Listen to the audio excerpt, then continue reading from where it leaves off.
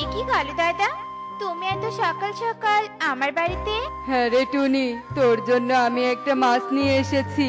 আজকে থেকে আমি সৎভাবে রোজগার করবো রে টুনি। তাই নদী থেকে সবার আগে যে মাছটা পেয়েছি সেটা আমি তোর জন্যই এনেছি, কারণ তোর জন্য আমি অন্যায় কাজ ছেড়ে দিয়েছি। তাই নাকি কালু দাদা? বেশ ভালো করেছো। নদীতে মাছ ধরে সেগুলো সৎভাবে বিক্রি করো, তাহলে দেখবে তোমার সংসারে সুখের অভাব হবে না। আর তুমি যখন এত খুশি হয়ে আমার জন্য মাছ নিয়ে এসেছো, তাহলে সেটা আমি অবশ্যই খাবো।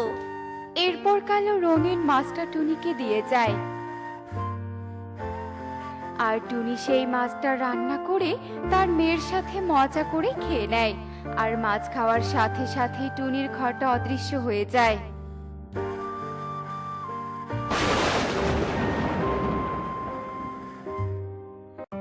একি মা, আমাদের ঘরটা কোথায় গেল? সেটা তো আমিও ভাবছি রে মা। হঠাৎ করে আমাদের ঘরটা এভাবে অদৃশ্য হয়ে গেল কেন? কি রে টুনি, তোর ঘরটা তো এখানেই ছিল, কিন্তু হঠাৎ করে তুই তোর ঘরটা কোথায় নিয়ে গিয়েছিস রে টুনি? না গো টিয়ে দিদি, আমি আমার ঘরটা কোথাও নিয়ে যাইনি। হঠাৎ করে আমার ঘরটা অদৃশ্য হয়ে গিয়েছে, কিন্তু এর কারণটা কিছুতেই আমি খুঁজে পাচ্ছি না। কি আর করবি, নিশ্চয়ই এটা কোনো পেতনির কাজ। তুই বরং অন্য কোথাও গিয়ে নতুন করে একটা ঘর বানিয়ে নে। আর এই নে, তোদের জন্য একটু পায়েস নিয়ে এসেছি। এরপর টিয়া সেখান থেকে চলে যায়। আর টুনিও টুকি জায়গা পরিবর্তন করে অন্য জায়গায় চলে যায়। আর সেখানে গিয়ে নতুন করে একটা ঘর বানায়। এখন আমরা আমাদের নতুন ঘরে থাকবো, তাই না মা? হ্যাঁ রে মা, এখন থেকে আমরা এই ঘরে থাকবো। টনি ও টুকি তাদের নতুন ঘর নিয়ে গল্প করতে থাকে। হঠাৎ করে টুনির বানানো নতুন ঘরটা আবারও অদৃশ্য হয়ে যায়। এ কি কাণ্ড! আমার ঘরটা আবার কোথায় গেল? তার মানে আমি যেখানে ঘর বানাই না কেন, আমার ঘর কোথাও থাকবে না। কিন্তু কেন? এই কারণটা আমাকে জানতেই হবে। চল রে মা, আমরা তান্ত্রিক বাবার কাছে যাই। এরপর টুনি ও টুকি তান্ত্রিক বাবার কাছে যায়। আর তান্ত্রিক বাবাকে সব কথা খুলে বলে। ইল বাবা, অভিশাপ! তোর উপরে এক ভয়ঙ্কর অভিশাপ লেগেছে, যার ফলে তোর ঘর থাকবে না। ইল বাবা! ও অভিশাপ? কিসের অভিশাপ তান্ত্রিক বাবা? এই দেখ তবে, ইরিং বিরিং টিরিং ছট, জাদুর আয়না টুনির অভিশাপের কারণ দেখা ছটফট।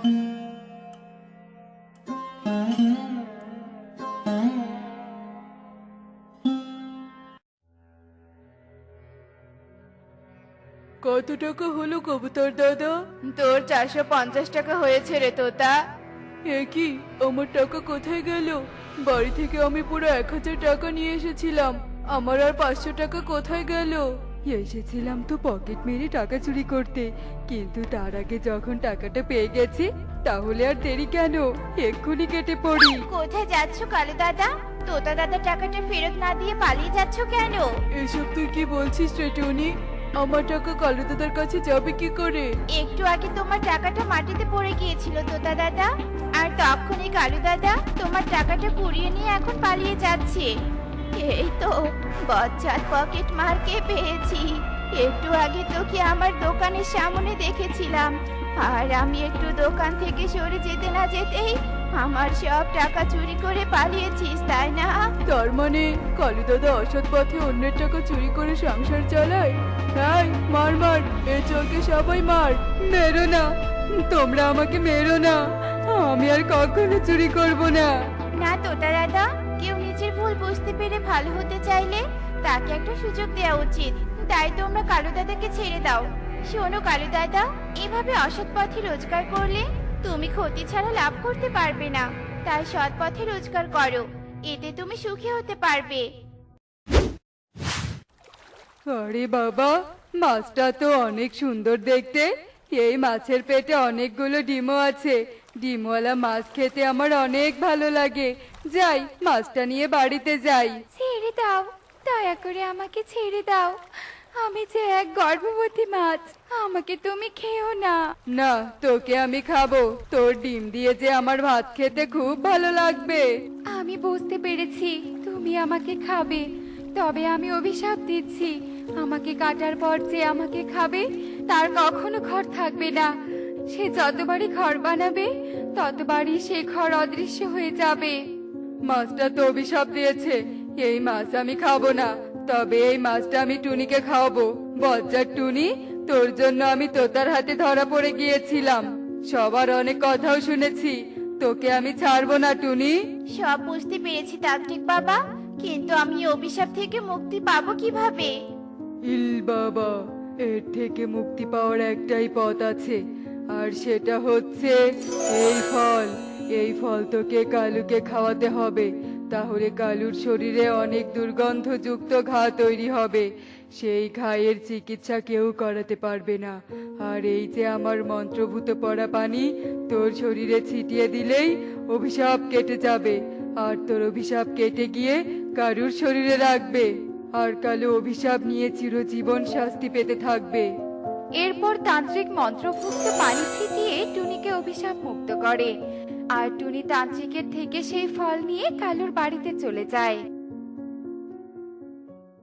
এই নাও কালু দাদা, আমি তোমার জন্য একটা ফল নিয়ে এসেছি। এটা আমার গাছের ফল, বুঝলে? খেতে দারুণ স্বাদ। তাই নাকি? তা দে দেখি। এরপর কালু ফলটা খেয়ে ফেলে, আর সাথে সাথে কালুর শরীরে অনেকগুলো ঘা বের হয়।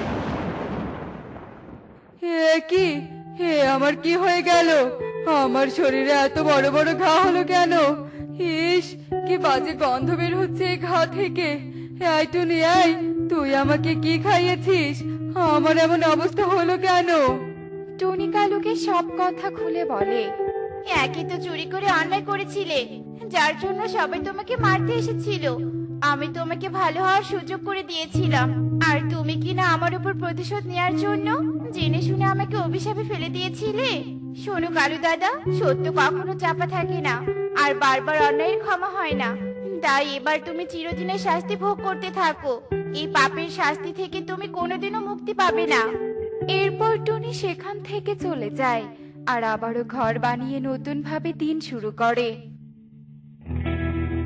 কেউ আমাদেরকে ভুল সংশোধনের সুযোগ দিলে সেটা আমাদের কাজে লাগানো উচিত। উল্টো জেদ করে তাদের ওপর প্রতিশোধ নেওয়া উচিত নয়, তাহলে আমাদের নিজেরই ক্ষতি হয়ে যায়, যেমনটা আমার হয়েছে। দেখলে তো বন্ধুরা, সত্য কখনো চাপা থাকে না। তাই আমাদের কারো ক্ষতি না করে নিজের ভুল সংশোধন করা উচিত। এমনই সব মজার মজার শিক্ষণীয় টুনি পাখির গল্প দেখতে আমাদের সাথেই থেকো। আর গল্পটি কেমন হয়েছে তা কমেন্টে জানাতে ভুলো না কিন্তু। Bye bye.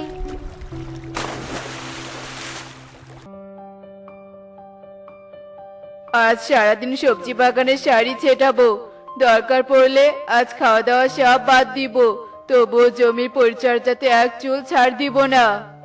যতই চেষ্টা করতো না, কাজ কিন্তু হবে না। ওই সবজি বাগানে আর সবজি হবে না।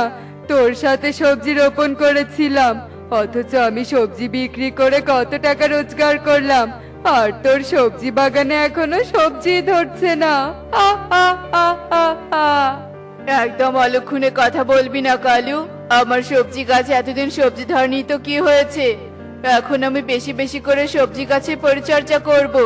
আমার গাছে অনেক বেশি সবজি ধরবে, তোর থেকেও অনেক বেশি টাকা রোজগার করব আমি সবজি বিক্রি করে, দেখে নিস তুই। হয়েছে হয়েছে, থাক, আর হাসাস না আমাকে। আ আ আ আ আ। শোনতো না, না বুঝে গাধার মতো পরিশ্রম করলেই টাকা রোজগার করা যায় না। তুই শুধু বোকার মতো পরিশ্রম করতেই থাক। আ আ আ আ আ। হাসতে হাসতে কালু উড়ে চলে যায়, আর টোনা কালুর কথায় পাত্তা না দিয়ে জমিতে সার দিতে থাকে। আর টোনা পরিশ্রম করেও ভালো ফসল না পাওয়ায় কালুর মতো বনের সব পাখিরাই টোনাকে নিয়ে হাসি ঠাট্টা করতে থাকে। আরে টোনা যে, তা তোর চাষাবাদের কি খবর? এবার কি সবজি বিক্রি করে লাখপতি হতে পারবি? হা হা হা হা হা। কি যে বলো না কবুতর দাদা, আমার সবজি বাগানে তো ঠিক মতো সবজিই ধরছে না। এখন অব্দি 10টা টাকারও সবজি বিক্রি করতে পারিনি। টাকার অভাবে বাজার করতেও পারছি না, তাই তো তোমার কাছে এলাম পরোটা খেতে। বলছি, আমাকে 2টো পরোটা দাও দাদা। সবজি বিক্রি করতে পারলেই আমি তোমার টাকা দিয়ে দিব। হয়েছে, থাক, তোকে আর টাকা দিতে হবে না। তুই কখনো সবজি বিক্রি করতে পারবি না, আর টাকাও দিতে পারবি না। তার থেকে ভালো তুই ফ্রিতেই পরোটা খা। আমি তোর কাছে কোনো টাকাই নিব না। হা হা হা হা হা। হাসতে হাসতে কবুতর টোনাকে পরোটা খেতে দেয়, আর টোনা গম্ভীর মুখে পরোটা খেতে থাকে।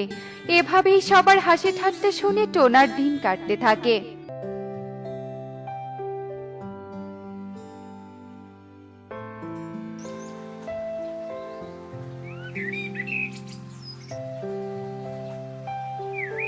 কি হয়েছে তোমার? তুমি এভাবে বসে আছো কেন? তোমার কি মন খারাপ? কি দুঃখ তোমার, বলো আমাকে। দুঃখের তো শেষ নেই পরি। আমি এক হতভাগা পাখি। চাষাবাদ করার জন্য কত পরিশ্রম করি, কিন্তু কখনোই ভালো ফলন পাই না। টাকার অভাবে খেয়ে না খেয়ে দিন কাটাতে হয়। এর থেকে বড় হতাশা আর কি হতে পারে বলো? কষ্ট পেও না ছোট পাখি, এই 3টে সোনার স্বর্ণ মুদ্রা নাও। এগুলো বিক্রি করলে টাকা পাবে, তোমার আর খাবারের কষ্ট থাকবে না। পরি, পরি, পরি, কোথায় আছো পরি? আরে, এটা কি হলো? আমি কি তবে এতক্ষণ স্বপ্ন দেখলাম? উল্টাপাল্টা চিন্তা করলে তো এমন স্বপ্নই দেখবো। তবে সত্যি সত্যি যদি আমি সোনার মুদ্রা পেতাম, তবে কতই না ভালো হতো। আরে বাস, এ কি কাণ্ড! এখানে তো সত্যি সত্যি সোনার মুদ্রা আছে। স্বপ্ন থেকে সোনার স্বর্ণ মুদ্রা বাস্তবে এলো কি করে? যাই হোক, এত ভাবনা চিন্তা করার সময় নেই। আমি বরং সোনার মুদ্রা বিক্রি করতে চাই। হা হা হা হা হা। হা হা হা হা হা। বলেছিলাম টোনাকে ওকে দিয়ে কিচ্ছু হবে না। আমার কথা ঠিক হলো তো? টোনার বাগানে তো সব সবজি গাছ মরে গেছে, এসব গাছে আর সবজি হবে না। হা হা হা হা হা। আমার আর সবজি হওয়ার দরকার নেই। তুমি মাঠে পরিশ্রম করে গায়ের ঘাম ঝরিয়ে চাষাবাদ করো। আমার এত পরিশ্রম করার দরকার নেই।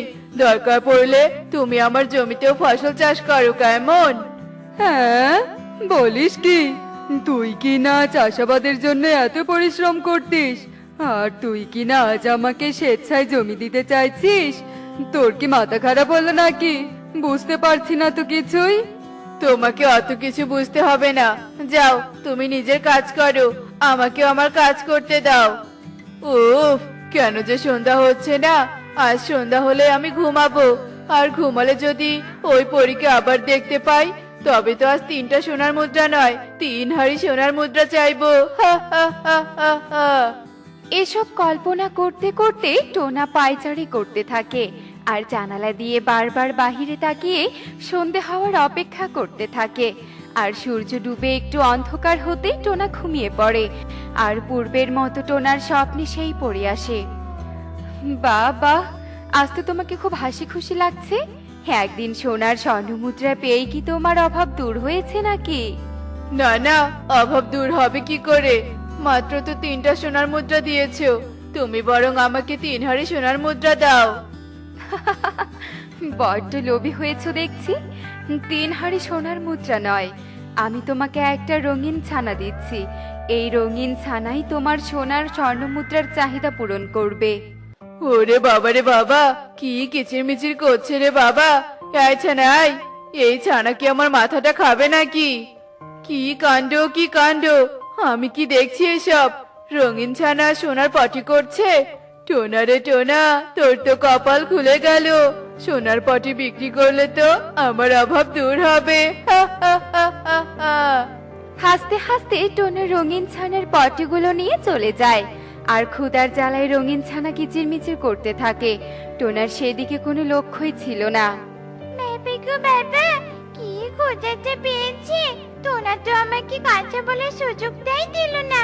ঘুম পড়ে এটা কার কাছে আমাকে পাঠালো? এই পাখি তো সোনা নিয়ে বড্ড ব্যস্ত, আমার খাওয়ার থেকে নজরই নেই। কি টোনা, তুই তো কামাল করে দিয়েছিস রে। এত খাবার তুই নিজে কিনেছিস নাকি? আর এত খাবার কেনার টাকাই বা তুই কোথায় পেলি রে?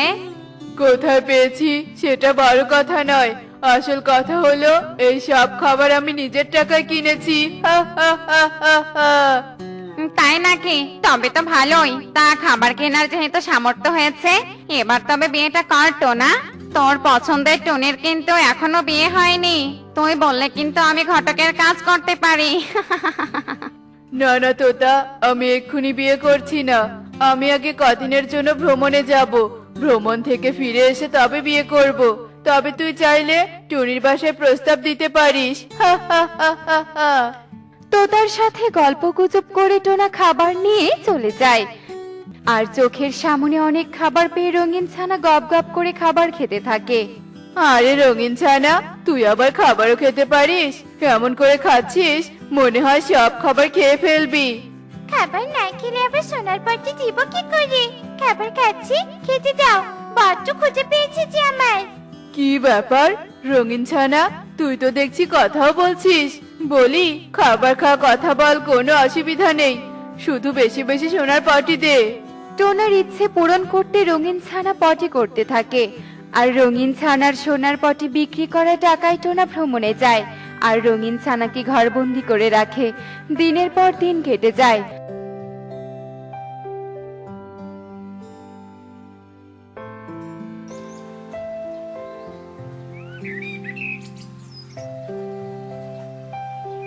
রঙিন ছানা খাবার জলের অভাবে কাতর হয়ে যায়।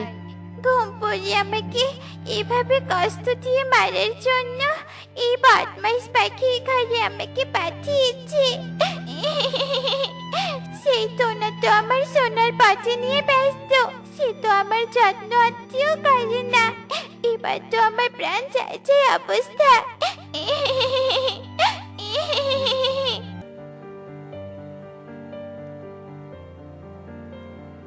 হায় বিধাতা, এ কি হলো? রঙিন ছানা এভাবে পড়ে আছে কেন? আয় রঙিন ছানা, ওঠ ওঠ বলছি। রঙিন ছানা কি তবে আর নেই? হায় হায় রে, নিজের দোষের কারণে কি আমি তবে রঙিন ছানাকে হারিয়ে ফেললাম?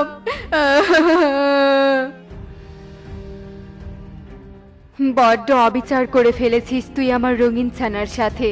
তোর দুঃখ কষ্ট দেখে আমি ছানাটাকে দিয়েছিলাম, কিন্তু তুই অযত্নে ছানাটাকে মেরে ফেললি। শাস্তি স্বরূপ এখন থেকে পুনরায় তোর দুঃখে কষ্টে দিন কাটবে। তুই আর সোনার স্বর্ণমুদ্রা পাবি না। পরি, যেও না পরি, যেও না। শোনো পরি, শোনো। চিৎকার করতে করতে টোনা কাঁদতে থাকে, কিন্তু ঘুম পড়ে